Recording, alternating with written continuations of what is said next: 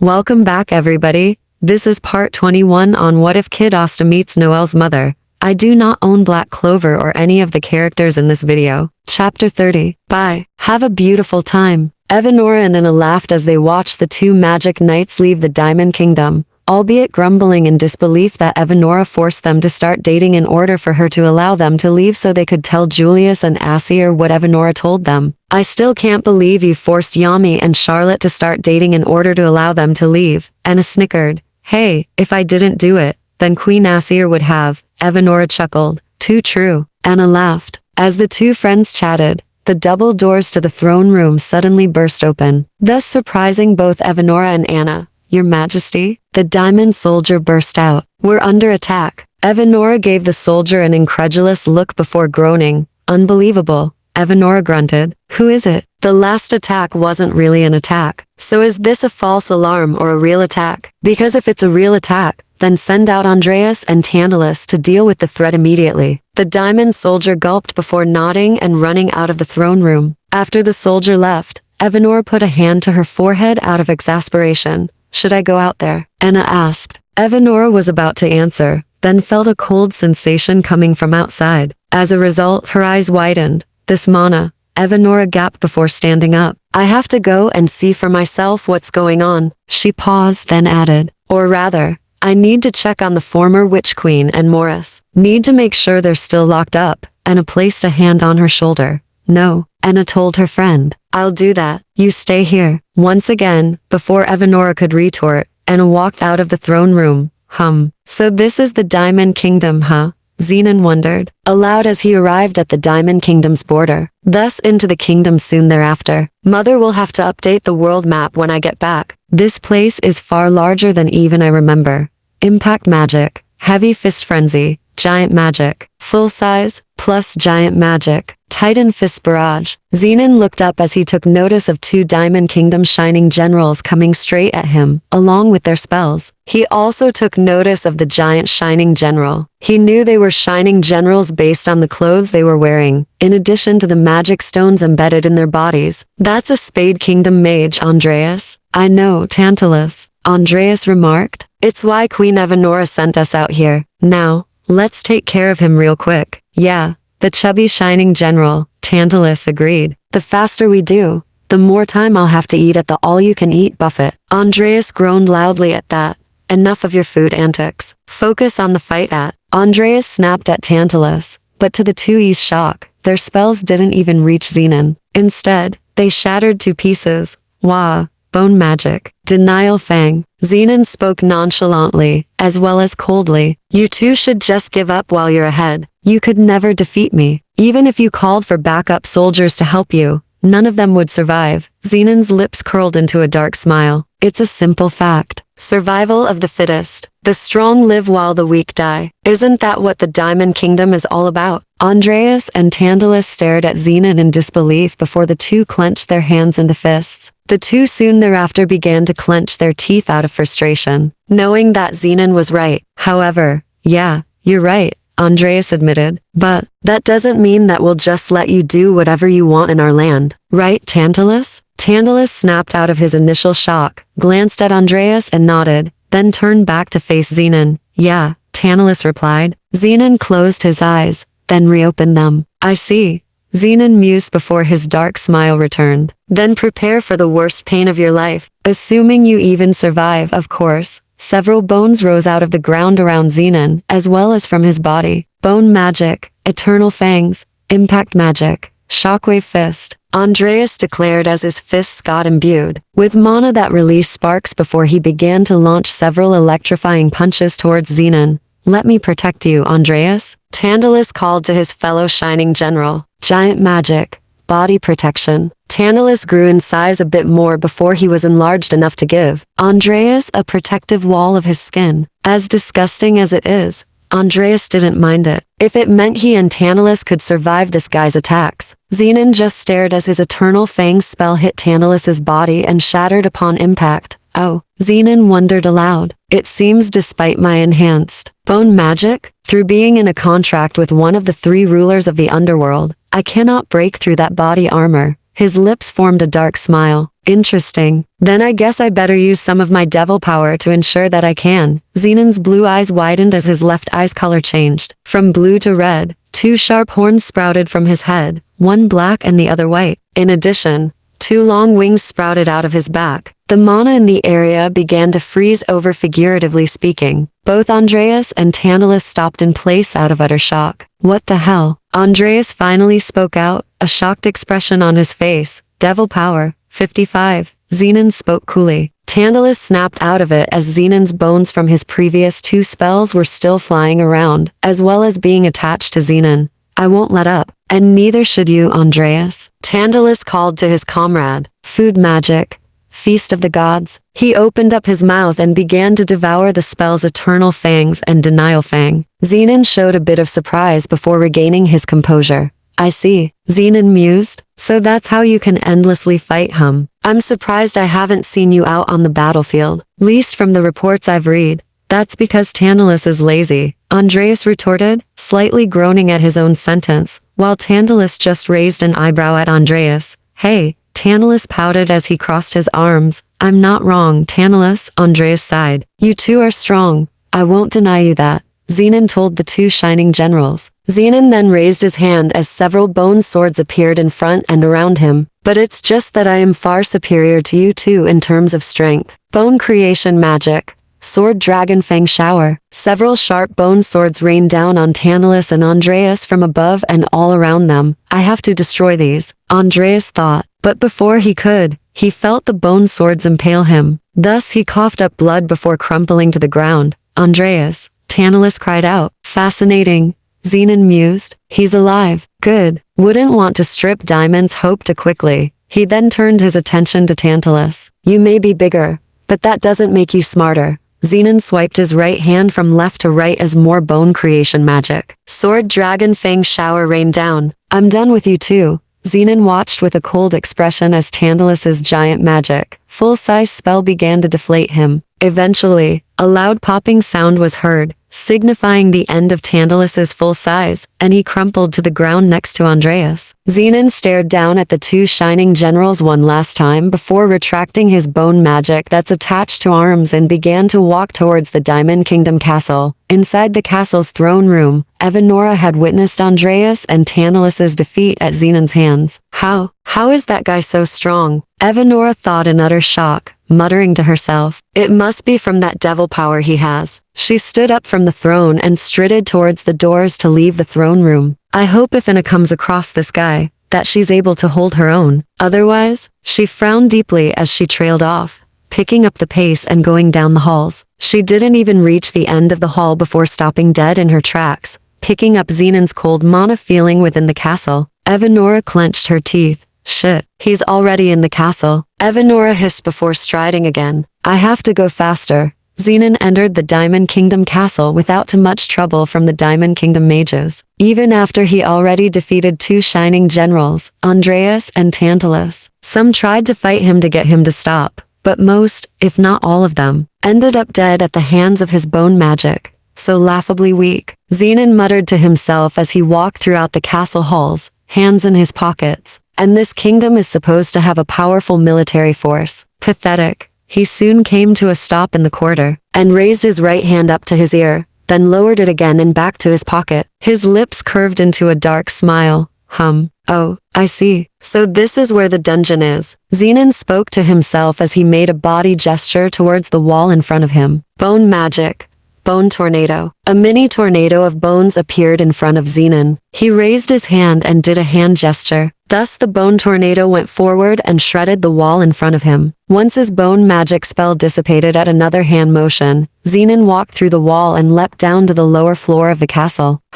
It seems I cut through more walls than I initially thought I would. Zenon mused to himself, immediately recognizing this section of the Diamond Kingdom castle to be the dungeons. Zenon looked around for a bit before taking notice of two people inside two cells. One of them he recognized as Morris. As for the other one, Zenon couldn't tell exactly who it was, but knew it was a witch based on the hat she wore on her head. He also took notice of her green and black dress. In the end, he ultimately ignored her and turned his attention to the blonde man in the cell. Morris. Zenon spoke the man's name. Said man looked up at Zenon. Who the hell are you? Morris asked. Zenon stared at Morris for a solid 30 or so seconds before replying. My name is Zenon Zogratis. Zenon introduced himself. I was sent here by the Queen of the Spade Kingdom to retrieve you. We believe you would serve a higher purpose in this world if you were allied with us. The blind blonde man stood up from his cell's cot and approached the bar door of his cell. His lips formed a dark smile. Consider it a done deal. Morris grinned wickedly. But first, get me out of here, please. Bone magic. Bone tornado. Zenon spoke nonchalantly. Though the cell bars were made of metal, Zenon's bone tornado spell managed to slice right through them with ease. Zenon then cast bone magic, eternal fangs on the second prison cell in combination with bone tornado to impale the witch, but not kill her. Morris rubbed his wrists after Zenon's bone magic got him free from the binds on his wrists. He then turned to face the now captured witch. Oh that's the former witch queen, Theodora Enetika. Morris told Zenon before he shrugged. Not sure why you want to take a perfectionist with you, but alright, I won't stop you or anything. The Spade Queen believes that she'll be useful. Somehow, Zenon retorted before turning on his heel and began to walk down the corridor. Come, let us get out of here. Hold it right there. Oh, Zenon questioned as he looked up to see two men at the exit to the dungeon. One of the two men was a hairy man with medium-length black hair. He also sports a mustache and a goatee, which only covers his chin, as well as wearing a headpiece on his forehead, which has 3 diamond-shaped ornaments, positioned to the right side of his forehead. The first man's attire consists of a tunic and trousers. His light-colored tunic is loose and has a large V-shaped collar that showcases his chest. On top of his tunic, he wears a 3-way black belt, which is supported by his right shoulder. His trousers are light-colored and 2 black fabrics protrude from the waist to his tights with diamond-shaped ornaments at the end. Furthermore, he also wears a pair of black boots with furry collars. Lastly, he wears a coat over his attire. The coat is divided into 2 colors, where it has light-colored fabric for his torso and sleeves, while the cuffs and the rest of the coat are dark-colored. Both black lapels have 3 diamond-shaped ornaments on them. The second male is a young man with medium length, blonde hair and pale skin. He has black scleras and red irises, but no visible pupils. He has 3 small red mage stones in a horizontal line in the middle of his forehead and a larger red stone on his sternum. As a child, his eyes appear normal and he wears a plain white shirt and pants. Morris's facial expression remains as sadistic as it was before. Ladros, Lotus. The blonde man greets the two. The 2 men, Ladros and Lotus, narrow their eyes at Morris. How did you escape your cell? Lotus demanded. That was because of me. Zenon replied coolly. So if you'll excuse us, we really need to be going. Ladros and Lotus, on the other hand, had other ideas as they got out their grimoires preparing to fight. At that, Morris sneered, while Zenon gave the 2 a deadpanned expression. Ha ha ha ha. Are you too stupid or something? Morris sneered. Unless you want to end up like Andreas and Tantalus outside, I suggest you back down now. Besides, he spread his arms out, a dark smile on his face. It's not like you could actually beat me or Zenon here. What? Ladros gasped, letting what Morris said sink in. Like Ladros, Lotus was equally shocked. Their shocked expressions not only made Morris's grin widen, but it also gave Zenon the chance to cast bone magic, eternal fangs. Unfortunately, Ladros and Lotus snapped out of their shock at the last second and evaded the attack. But the attack did go through the ceiling and into the floor above them. Zenon looked up and leapt through it. Morris soon followed. Not the exact way I came in, but it'll do. Zenon mused. After them, Ladros shouted as he leapt up through the large hole. Lotus followed soon after as he leapt through the hole. I'm getting too old for this. Lotus sighed as he ran with Ladros to try and catch Morris and Zenon. The 2 soon caught up to Morris and Zenon, which to their surprise, Zenon and Morris looked like they were waiting for Ladros and Lotus to catch up. Well, isn't that a shame? Morris grinned, holding a bone sword Zenon gave him. If only you hadn't gone and married that witch, you'd be helping me. Lotus, as if he would. Ladros scoffed. He might have helped you if Evanora didn't come here 20 or so years ago, but she did. And because of her, she not only freed us from the gemstones you implanted in us, but also made us stronger, something you could never accomplish. Experiments or not, Ladros, Lotus whispered. Zenon just stared blankly at Ladros after his explanation. After a good minute,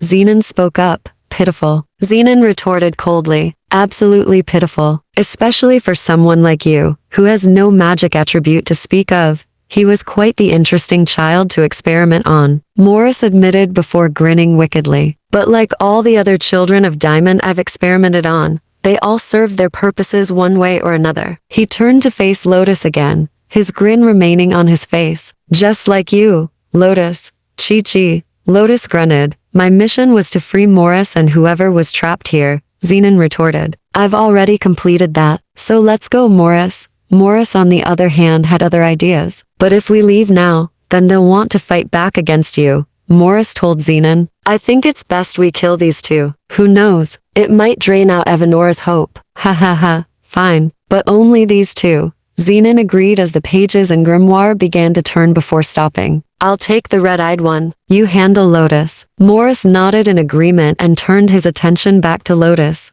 Very well, Zenon. Morris grinned. Oh, and the red-eyed one is Ladros. Humph. Zenon grunted. I don't care what he's named. If he's going to get in my way, I'll kill him. My thoughts exactly. Morris grinned as he leapt at Lotus, borrowed bone sword in hand. Zenon turned his attention back to Ladros. Bone creation magic. Hell bone dragon. Zenon remarked coolly as a dragon made of bones rose out of the ground and charged at Ladros, wanting to bite him. Ladros tried to evade, but due to the now small space that was the corridor, no thanks to the destruction it experienced from Zenon's bone magic, Ladros couldn't do much. Lotus, help me. Ladros called out to the older man. He can't save you. Zenon spoke coldly as he heard Morris stab Lotus in the chest area, thus causing the older man to cough up blood as Morris pulled the bone sword out of Lotus and tossed it to Zenon, who caught it with his right hand. Your supposed magic absorption and emission magic is useless against me, the bone dragon clawed Ladros, causing him to stagger back. Then he got launched forward after the bone dragon used its tail to send him forward and into the bone sword in Zenon's hand, which impaled him. Like Lotus, Ladros coughed up blood before Zenon removed the bone sword from Ladros's body. Both Ladros and Lotus crumpled to the ground after getting fatally wounded, finally got rid of them. Morris grinned maliciously. Now let's go. Zenon turned to face Morris and nodded. He and Morris heard footsteps. Morris was the first to turn around to face whoever found them. Zenon turned around soon thereafter.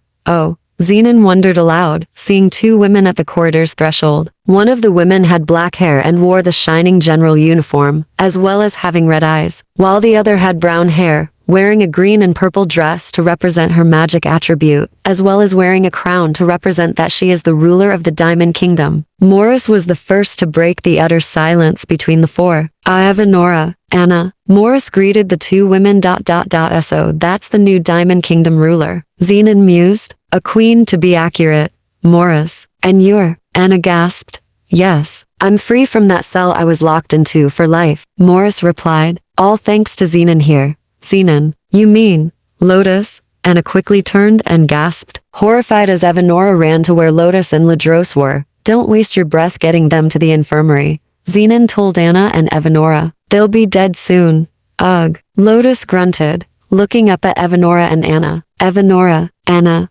You did this, Anna snapped, getting her grimoire. Lotus. Evanora teared, holding her husband up. To be more accurate, me and Morris, Zenon replied coldly. They tried to stop us from leaving, so naturally, me and Morris killed them. You won't get away from here, Anna snapped, about to launch her spell. A waste of time, Zenon stated blankly. Spatial magic. Spatial mana domination. A large rectangular cube of pure mana surrounded the area. Though invisible, its effects were apparent. Anna's breaker magic spell petered out before it could be fully cast. As long as we're in this space, you two are powerless. Ladros tried to raise his head up so he could look at Evanora. That guy, he's too strong. Ladros whispered. I sensed Andreas and Tantalus losing to him not too long ago. Even them. Anna gasped in shock. Ladros don't speak. You need. Evanora began with a choke. It's too late for us. Lotus coughed up blood as he spoke. Evanora, make sure that they don't get our daughters. Oh ho. Morris grinned. You two have daughters? Excellent. More test subjects for my experiments. And this time, I won't be locked up for it. Zenon let his two devil horns and bat-like wings disappear, but kept spatial magic, spatial mana domination active. As much fun as it would be to find these daughters, I have no interest in such things, Zenon remarked. My mission was clear. Free Morris and anyone else that you kept locked up behind a cell. I achieved that, so I'll be going now. Zenon turned around and raised his right hand up to form a dark blue spatial portal. While he was doing that, Lotus and Ladros have now gone limp in Anna and Evanora's hands. Lotus. Lotus, Evanora cried, before glaring furiously at Morris and Zenon. Damn you both. Ha ha ha. Morris laughed. Even if that spatial mana domination spell of Zenon's here wasn't in place, you two couldn't do jack shit to either of us. Zenon turned around to face Anna and Evanora. It hurts, doesn't it? Losing those you care about. His normally nonchalant expression warped into a dark smile. Well, if you're that angry at those two weaklings' deaths, then give me your best shot. You each get one free hit. But I doubt you'll be able to do anything thanks to spatial mana domination being active. Evanora clenched her hands into fists, tears trickling down her cheeks as she stood up, glaring daggers at Morris and Zenon. Then how's this? Evanora snarled as she leapt at Zenon, swinging her sword staff. I don't need my magic to hurt you. Zenon just stared blankly at Evanora and her feeble attempt to hurt him. Bone creation magic. Bone phalanx. Zenon spoke. A bone dome with protruding spikes in all directions appeared in front of him. So when Evanora slashed at him with her sword staff, she slashed the bone dome instead of Zenon. Luckily for her, her sword staff is sturdy, so instead of it breaking, it simply flew out of her hand due to the force of her slash and rebound from hitting Zenon's bone dome. What the? Anna gasped. Chi. So I can't even use my longs rod to strike at him because of that stupid bone dome shielding him. That's your best shot? Zenon asked coldly. Pathetic. And here I thought you were the queen of the Diamond Kingdom. Before continuing, his lips formed a dark smile. I won't kill you, but I'll certainly have you drown in despair. You failed to save your husband, and one of your shining generals. You failed to realize what was going on until after I defeated two other shining generals. His dark smile widens. And worst of all, you'll fail to save those in the Diamond Kingdom. And you want to know why? Zenon waved his right hand as several bones rose out of the ground and impaled Evanora to the wall. She coughed up blood, yet kept her defiant glare aimed at Zenon. Her clothes torn, blood trickled out of her other wounds. In addition to her mouth, Zenon allowed the words he told Evanora to sink before speaking again. Eventually, Evanora spoke. Why? Evanora snarled. Evanora. Anna breathed. Zenon couldn't help but laugh. Because you are weak.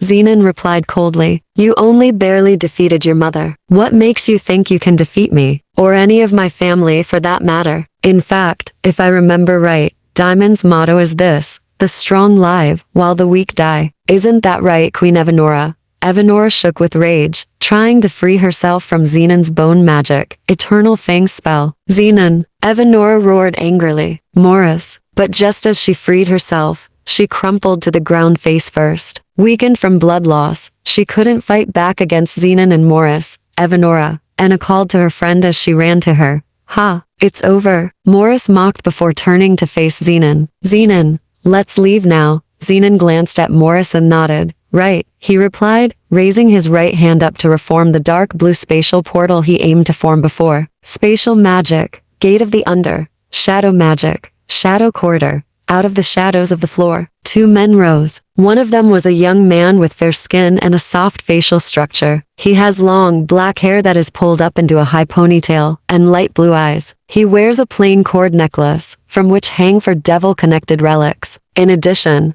wearing a dark-colored jacket with 4 buttons on the high collar. He has 4 blue belts around his waist and another pair of belts below, with his grimoire pouch hanging off the left. His grimoire pouch has the Black Bull's insignia. His dark-colored pants are tucked into light-colored boots, which have sets of 4 belts. The other was a taller and older muscular man with greenish-blue eyes and long white hair that was held together in a ponytail style, and wore a tight light blue shirt with gray suspenders worn under his shirt, white baggy trousers, dark gray boots with black tips, and white gloves. As much as I hate to be here, I'm glad we followed you here, Zenon. The first man spoke, a smirk on his lips. Zenon sighed and turned around to face the 2 newcomers. I see. The Clover Kingdom spy and a former Spade Kingdom general. Nacht Faust and Tyson Hammer. Zenon remarked. That's right.